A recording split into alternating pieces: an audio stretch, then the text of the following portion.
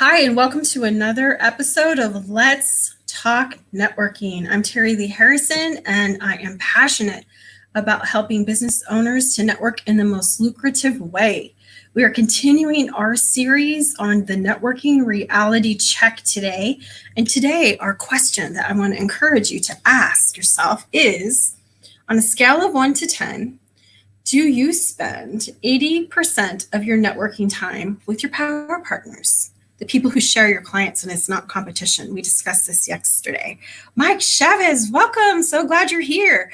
And so let's take a look and ask yourself, when it comes to your networking, are you, if you're in a health and wellness business, does most of your networking with other business owners, are they also people in your niche? It's going to be much easier synergistically to be able to refer back and forth when you share the same client and it's not competition.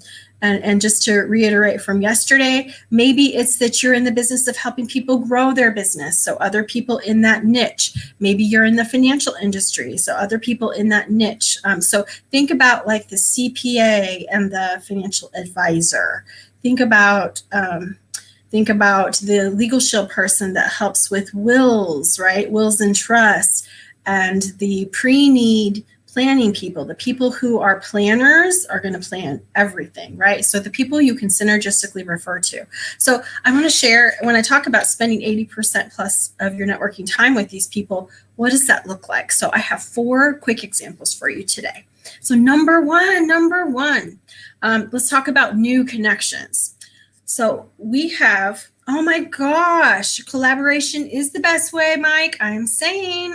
So let's talk about how to do this. Hey, Shauna, welcome. Good evening to you. So when it comes to our new connections, how many of you are attending all these Zoom meetings? And they're great, right? They're fantastic. And you meet so many people, and so if you're like me, I'll come back and maybe I have a little note or my note in my networking notebook. These all go in my networking notebook, and I should really just put everything in my networking notebook.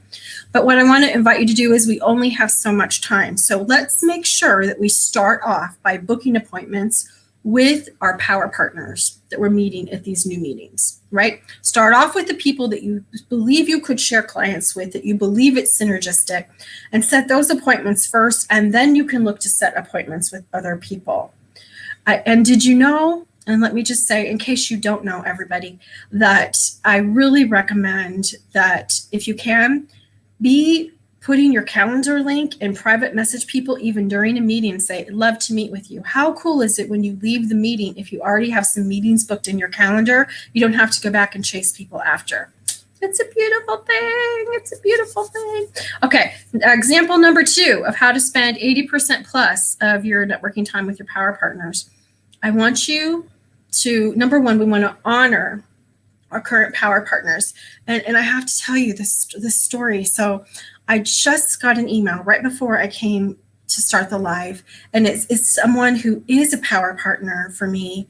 And it's like, I think that we should touch base again, right? And like, I love that. And like, he already listed out some of the things he wanted to touch base on, where he could use my help. And it's true. I want to invite you, those relationships that you hold dear, the current people that you are already, the idea of power partnering is reciprocating and referring back and forth, right? It's not just I refer to you and you never refer to me, or vice versa, right? That's not power partnering. It's okay if that's happening, but what can we do to work on that relationship? So honor those relationships, meet with them regularly. Whether you make a note, I don't know whether this person said their intuition told them it was kind of time. So whatever it is, whether it's on your calendar, whether it's just that you feel it's time, revisiting and honoring the relationships you have. Even if you have someone that is an exceptional referral buddy, you're doing things all the time, right? You can always have that conversation of, wow, this is going splendidly, and what can we do to level it up from here? I don't care how great your referral relationship is. If it's that good, then hey, I think it could even be better. The third point for networking with 80% of your networking time with your power partners is, I want to invite you to take a look at who are some of your past power partners. People that you referred to in the past, and for whatever reason, things have dropped off. Now, I know sometimes things happen. Not every relationship like this is going to be something that you will have for your whole life. There can be things that happen, and sometimes you know what happened. But even if you know what happened, I don't think it ever hurts to attempt to, if you had success referring in the past, attempt to reopen that opportunity. So get back with them and ask if they'd be willing to chat. And say, hey, think some things have changed here, would like to discuss with you. You will never forget old what's his name. That's right. you can't. We always have to remember those people, right? And sometimes it might have been something they did or didn't do, something you did or didn't do, and maybe you already know it's not potentially a good fit. But for those that you think that there's a possibility, that's one way to stay in the loop, stay in the relationship and say, hey, especially now, look at what's happening in the world. Things are changing. Things have changed. What could we do to revitalize that relationship, if anything, right? And then the last example is, and I'm looking at the people who are commenting here. I'm so delighted to have you and here. I want to invite you, when you have a group of people who are great connectors, that you feel there's some synergy there, it can be such a beautiful thing. Have you ever just invited people to get together on a Zoom and for the heck of it? Like, you have no expectation.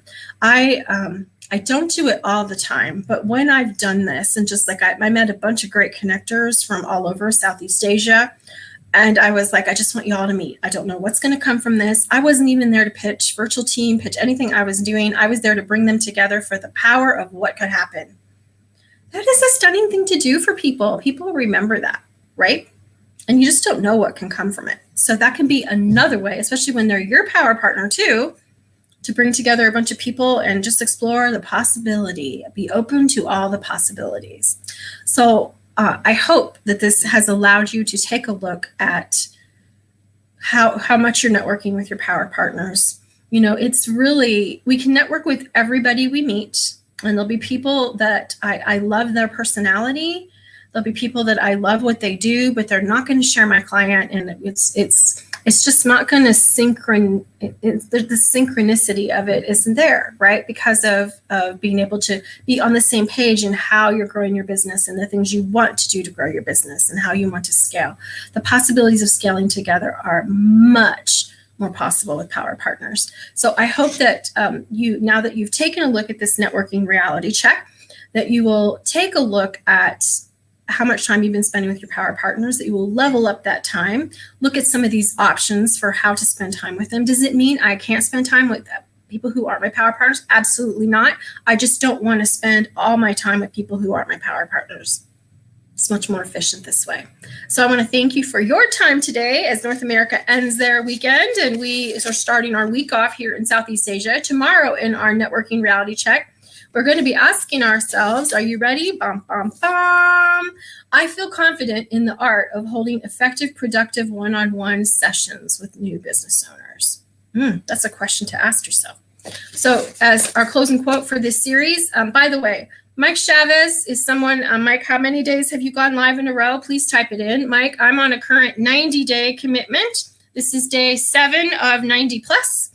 And Mike's been doing this for a very long time himself, but our closing quote for the series is, when you figured out what you want to ask for, do it with boldness, certainty, and confidence. Yeah, see, Mike's been doing this almost 1,600 days in a row.